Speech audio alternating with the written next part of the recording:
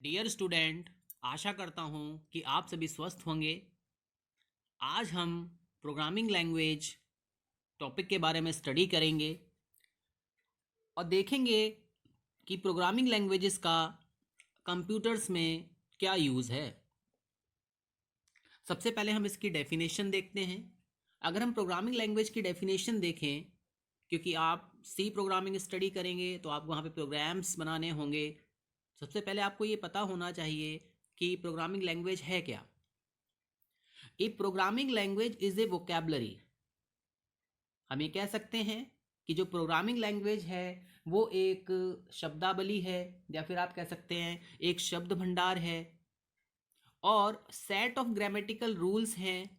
Grammatical rules आपने देखा होगा, अगर आप सेंटेंस मेकिंग करते हैं इंग्लिश में तो वहाँ पे आपको टेंसेस का यूज़ करना पड़ता है। तो इसी तरीके से प्रोग्रामिंग लैंग्वेज में भी कुछ रूल्स होते हैं जिसके थ्रू आप कंप्यूटर को इंस्ट्रक्ट करते हैं, और हम कह सकते हैं जो हमारी कंप्यूटर डिवाइस है वो एक स्पेसिफिक टास्क परफॉर्म करती है। So we can say that a computer language is a vocabulary and a set of grammatical rule for instructing a computer और computer device to perform specific task. यानी कि आप programming language की help से अपनी computer device से कोई एक स्पेसिफिक टास्क परफॉर्म करा सकते हो। इसकी सेकंड डेफिनेशन हम लोग देखते हैं। ए programming language is A computer language. Programming language क्या है? एक कंप्यूटर लैंग्वेज है। इसका प्रोग्रामर्स यूज करते हैं टू डेवलप प्रोग्राम्स को डेवलप करने के लिए, स्क्रिप्ट लिखने के लिए। देखिए, स्क्रिप्ट बेसिकली क्या होती है? एक छोटा सा आप कह सकते हैं कोड होता है जिसकी हेल्प से हम कोई एक पर्टिकुलर टास्क परफॉर्म कराते हैं। आप कह सकते हैं कि हमारे पास में लैंग्वेज है, जावा स्क्रिप्ट है, जिसकी हेल्प से हम स्क्रिप्ट्स लिखते हैं। और हम ये भी कह सकते हैं कि ये सेट ऑफ इंस्ट्रक्शंस हैं जिनको कि कंप्यूटर आपका एग्जीक्यूट करता है। ये प्रोग्रामिंग लैंग्वेज एक कंप्यूटर लैंग्वेज है जिसकी हेल्प से प्रोग्रामर क्या करते हैं? प्रोग्राम को डेवलप करते हैं, स्क्रिप्ट को डेवलप करते हैं, कुछ अदर सेट ऑफ इंस्ट्रक्शंस लिखते हैं जो कि आपका कंप्यूटर एग्जीक्यूट करता है, आपका कंप्यूटर रन कराता है। नाउ स्टूडेंट्स, एक डेफिनेशन इसकी और है। एक compute A programming language is A set of command. हम कह सकते हैं ये सेट ऑफ कमांड्स हैं। मतलब जिस तरीके से आपने प्रोग्राम लिखा, जिस तरीके से आपने कंप्यूटर को इंस्ट्रक्ट किया, जिस तरीके से आपने इंस्ट्रक्शंस लिखी, कंप्यूटर जो है उसी को परफॉर्म करेगा। आप कह सकते हैं ये सेट ऑफ इंस्ट्रक्शंस है। हम कह सकते हैं कि इसमें सिंटेक्स होता है। जैसे आपने देखा होगा कि आपको इंग्लिश का सिंटेक्स लिखिए तो आप फुल स्टॉप लगाते हैं, या डबल कोट्स लगाते हैं, सिंगल कोट्स लगाते हैं। इसी तरीके से प्रोग्रामिंग लैंग्वेज में भी सिंटेक्स होते हैं, सिमेंटिक्स होते हैं, जिसका आप यूज़ करते हो किसी सॉफ्टवेयर प्रोग्राम को डेवलप करने के लिए। नाउ स्टूडेंट्स, देखिए प्रोग्रामिंग लैंग्वेज को क्लासिफाई किया गया है। बहुत सारे क्लासिफिकेशंस हैं, लेकिन जो मेन क्लासिफिकेशन है वो होता है हमारा लो लेवल और हाई लेवल का। इन दो डिफरेंट क्लासिफिकेशंस में ही हमारी सारी की सारी प्रोग्रामिंग लैंग्वेजेस आ जाती हैं। लो लेवल हम बात करें तो हमारे ये मशीन लेवल होता है या फिर हमारा सिस्टम लेवल होता है।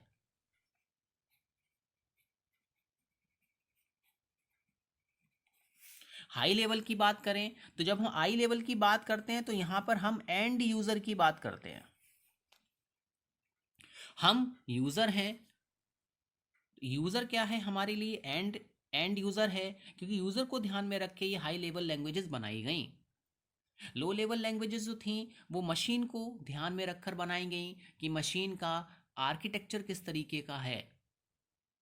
आप आगे जाके क्लासेस में स्टडी करेंगे कि हमारे पास में 8086 आर्किटेक्चर है। जो आप CPU यूज़ करते हो इंटेल का 8086 आर्किटेक्चर है। हम बात करें मैकिन्टोश की तो उसका आर्किटेक्चर अलग है। तो ये जितनी भी प्रोग्रामिंग लैंग्वेजेस लो लेवल में आती हैं वो मशीन से डील करती हैं, वो सिस्टम से डील करती हैं। बट जो हाई लेवल लैंग्वेजेस होती हैं वो हमारी एंड यूज़र से डील करती हैं। नाउ स्टूडेंट्स, अब हम बात करते हैं लो लेवल प्रोग्रामिंग बेसिकली है क्या। देखिए, जैसा कि मैंने आपको बताया, लो लेवल प्रोग्राम मशीन को ध्यान में रखकर बनाई गई। इसका बेसिकली मीनिंग क्या है? ये क्लोजर है मशीन कोड के। और बाइनरी के आपने देखा होगा कि 0 और 1 बाइनरी को रिफ्लेक्ट करता है। हम कह सकते हैं low level programming languages are closer to machine code, ये मशीन कोड के क्लोजर हैं और ये बाइनरी में लिखी जाती है।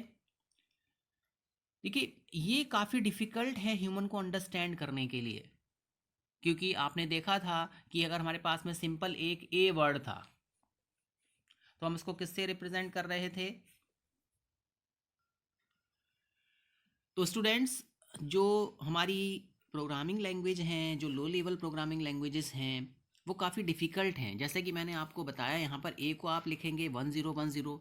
सपोज़ आपने कोई वर्ड लिखा, हेलो वर्ड लिखा, तो आपको यहाँ पे बाइनरी का कॉम्बिनेशन दिखाना पड़ेगा और आपको यहाँ पर 8 बिट्स का कॉम्बिनेशन दिखाना पड़ेगा। तो एक छोटा सा वर्ड जो कि आपका 5 कैरेक्टर में आ रहा है, उसको आप बाइनरी में लिखेंगे तो वो हो जाएगा 5। तो यहाँ पर जो हमारे पास में 5, तो आप इसको क्या करेंगे 8 बिट्स में लिखेंगे। यहाँ पे 5 हमारे पास में है, तो जो हमारे यहाँ पे जो हेलो वर्ड लिखा हुआ है, यहाँ पे एक वर्ड जो है वो आपका 8 बाइट से रिप्रेजेंट हो रहा है। इट मीन्स आप कह सकते हैं यहाँ पे मेरे पास में 1 बाइट इक्वल टू 8 बिट्स होती हैं। तो आपने लिखा 5 8 जा 40 बिट्स, यानी कि इसको 40 बिट्स से रिप्रेजेंट किया जाएगा।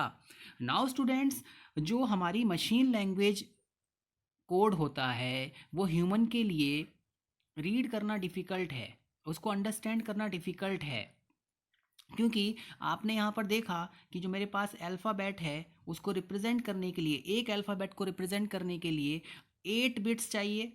एक वर्ड में आपकी, आप कह सकते हैं एक बाइट जो होती है वो आपकी 8 बिट्स की होती है। तो इट मीन्स मुझे यहाँ पे 5 अल्फ़ाबेट हैं, तो यहाँ पे 40 बिट्स की रिक्वायरमेंट है। नाउ स्टूडेंट्स, सीपीयू है उसको इंटरप्रेट नहीं करना पड़ेगा, उसको इसको कंपाइल नहीं करना पड़ेगा, उसको डायरेक्टली वो अंडरस्टैंड कर लेगा। इसलिए जो लो लेवल लैंग्वेजेस होती हैं हमारी, वो हमारी फास्ट होती हैं और हमारे लिए एक प्रिसाइज कंट्रोल। देखिए प्रिसाइज का बेसिकली मीनिंग क्या होता है, एप्रोप्राइएट, आप कह सकते हैं एक एग्जैक्ट कंट्रोल आपको देती हैं मशीन पर। How the computer will function, किस तरीके से आपका कंप्यूटर फंक्शन करेगा, किसी टास्क को परफॉर्म करेगा। नाउ स्टूडेंट्स, अब हम बात करते हैं हाई लेवल प्रोग्रामिंग लैंग्वेजेस की। देखिए जो हमारी हाई लेवल प्रोग्रामिंग लैंग्वेजेस हैं वो ह्यूमन के क्लोज हैं। कैसे? ये जितनी भी प्रोग्रामिंग लैंग्वेजेस थी वो ह्यूमन को ध्यान में रखकर बनाई गई कि किस तरीके से ह्यूमन कम्युनिकेट करता है। आपने देखा होगा, आप अभी स्टडी करेंगे सी प्रोग्रामिंग लैंग्वेज, किस तरीके से हम प्रोग्राम बनाएंगे। तो उसमें बेसिकली हमने क्या किया है, अल्फ़ाबेट्स का यूज़ किया है, कैरेक्टर का यूज़ करके आप प्रोग्राम लिखते हैं। अल्फ़ा न्यूमेरिक डिजिट्स भी आते हैं, उसकी अपनी एक प्रॉपर कॉम्बिनेशन है। नाउ स्टूडेंट्स, ये जो लैंग्वेजेस हैं हमारी हाई लेवल लैंग्वेजेस, ये ईजी टू अंडरस्टैंड हैं, आसानी से समझ सकते हैं, हम इसमें ईजिली प्रोग्राम कर सकते हैं in comparison to low level programming language. Low level programming language में आप एक सिंपल सा वर्ड लिख रहे थे हेलो, तो उसके लिए आपको 40 बिट्स का यूज़ करना पड़ रहा था। बट अगर हम यहाँ पे बात करें हाई लेवल में, तो आप 5 कैरेक्टर्स की प्लेस पर 5 कैरेक्टर्स ही यूज़ करेंगे। Now students, but high level languages की अगर हम बात करें तो ये मोर टाइम लेती हैं। जो हमारी मशीन है इसको अंडरस्टैंड करने में उसको काफ़ी टाइम लगेगा। क्यों? क्योंकि सबसे पहले इस हाई लेवल कोड को कन्वर्ट किया जाएगा मशीन लैंग्वेज कोड में, जिससे कि आपका सीपीयू उसको अंडरस्टैंड कर सके। स्टूडेंट्स देखिए, जैसे जैसे कंप्यूटर्स में एडवांसमेंट हुए वैसे वैसे प्रोग्रामिंग में भी एडवांसमेंट हुए। देखिए यहाँ पर जो शिफ्टिंग हुई वो आपकी मशीन कोड से यूज़र की तरफ शिफ्टिंग हुई। मशीन लैंग्वेज जिसको कि आपका सीपीयू अंडरस्टैंड करता है, ईजिली अंडरस्टैंड कर लेता है। दूसरा, अगर हम बात करें ह्यूमन के पर्सपेक्ट पे, तो मशीन लैंग्वेज को अंडरस्टैंड करने में यूज़र को काफ़ी परेशानी आती है, ये बहुत ही डिफ़िकल्ट है। दूसरा, मेंटेनेबिलिटी इसमें बहुत ज़्यादा है, आपको इसको मेंटेन करने में काफ़ी टाइम लगेगा। दूसरा, अगर हम बात करें असेंबली की, देखिए असेंबली जो थी बेसिकली डील करती है हमारी ओएस से, दैट इज ऑपरेटिंग सिस्टम से। नाउ आपने देखा होगा अगर मैं असेंबली की बात करूं यहाँ पे, तो मेरे पास में इंग्लिश लैंग्वेज है, उसमें 26 अल्फ़ाबेट्स होते हैं। हम बात करें हिंदी लैंग्वेज की, उसमें हमारे पास में 52 अल्फ़ाबेट्स होते हैं। इट मीन्स कि अगर आप इंग्लिश का सेंटेंस बनाएंगे तो वो 26 लेटर्स की हेल्प से बनेगा, हिंदी का सेंटेंस बनाएंगे तो 52 लेटर्स की हेल्प से बनेगा। नाउ स्टूडेंट्स, जैसा कि आपको पता है ऑपरेटिंग सिस्टम भी अलग अलग है हमारे पास में।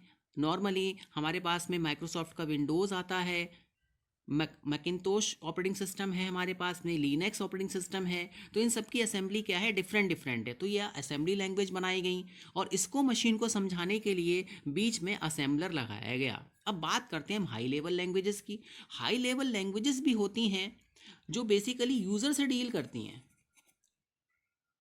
ये यूज़र को ध्यान में रखे बनाई गई, बट मशीन को भी इसको अंडरस्टैंड कराना है। तो इसको अंडरस्टैंड कराने के लिए यहाँ पे क्या लगा दिया गया, कंपाइलर लगा दिया गया। जिस तरीके से असेंबली में असेंबलर लगाया गया, उसी तरीके से हाई लेवल लैंग्वेजेस के लिए कंपाइलर का यूज़ किया गया, जिससे कि हाई लेवल लैंग्वेज का कोड आपकी मशीन को आसानी से समझ में आ जाए।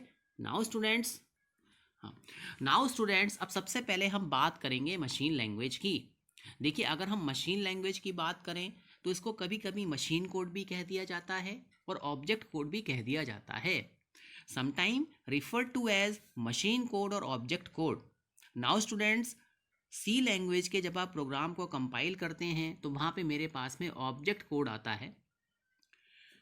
मशीन लैंग्वेज बेसिकली है क्या, हम कह सकते हैं machine language is a collection of binary digits. ये बाइनरी डिजिट्स का क्या है, कलेक्शन है, जिसको हम बिट्स भी कहते हैं, जिसको कि हमारा कंप्यूटर रीड और इंटरप्रेट करता है। यहाँ पे कंप्यूटर से हमारा जो मीनिंग है वो हम सीपीयू से डील कर रहे हैं यहाँ पर। Third, machine language is the only language a computer able to understand. Machine language एक ऐसी लैंग्वेज है जिसको कंप्यूटर अंडरस्टैंड करता है, केवल एक ऐसी लैंग्वेज है। देखिए, अगर आप असेंबली में प्रोग्राम लिखेंगे तब भी आप उसको मशीन लैंग्वेज में चेंज करेंगे, हाई लेवल में लिखेंगे तब भी वो आपका मशीन लैंग्वेज में चेंज हो जाएगा। तो it means a computer can only understand machine language. Computer केवल और केवल मशीन लैंग्वेज को ही अंडरस्टैंड कर सकता है। नाउ स्टूडेंट्स, देखिए अब हम यहाँ पे बात करते हैं इसके एडवांटेजेस की और डिसएडवांटेजेस की। सबसे पहले, अगर मैंने यहाँ पे हेलो वर्ल्ड लिखा तो मैंने इसको क्या किया, बाइट्स में कन्वर्ट किया, मेरे पास में 5 बाइट्स आ गई।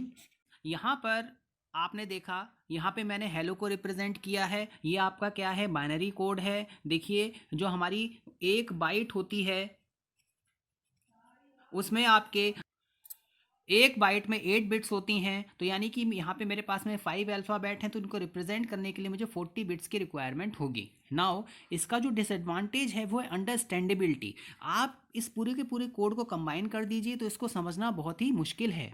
दूसरा क्या है, मेंटेनेबिलिटी। आप कह सकते हैं इसको मेंटेन करना बहुत मुश्किल है। सपोज यहाँ पे किसी ने बाय मिस्टेक 0 की जगह 1 पुट कर दिया, तो आपको उसको पूरे कोड को सर्च करना पड़ेगा कि कहाँ पर वो मिस्टेक आई है।